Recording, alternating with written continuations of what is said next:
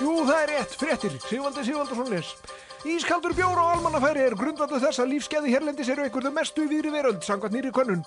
Aðeins Noregur státar af meiri lífsgæðum en norska ríkið niðurgreiðir nú heróín og önnur ópíumskyld lyf í almannaþágu.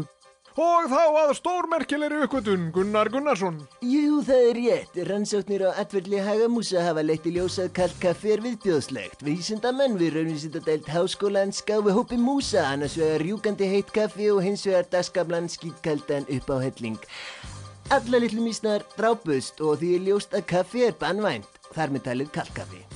Og þá að menntamálum. Erfiðlega gengur að manna stöður í uppeldisstofnunum landsins og stefnir í óefni, en börn hafa víða neyðst til að mennta hvert annað með ófyrirsjáanlegum afleiðingum. Þorgerður Katrín Gunnarsdóttir, hvað er í gangi? Jú, það er þetta, við veitum þarna með skólana og krakkana. Fyrirgeðu, ég er svolítið ógeðslega full. Þorgerður er alltaf sexy. En kynhegðun eldri borgara hefur verið mikið í umræðunni, enda hefur þáttaka aldrara öryrkja í kynlífssinni svokölluðu sennilega aldrei verið meiri. Anton Antonsson.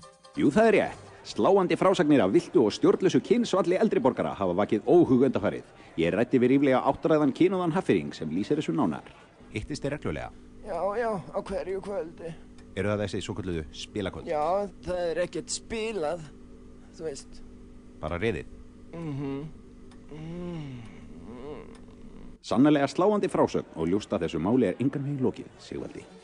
Það er nefnilega það. Fleira er ekki fréttum að sinni. Við minnum að lokum á grísk-líbönsku fjölskyldumyndina Afi Talibani sem er næst á dagskrá. Verið sæl.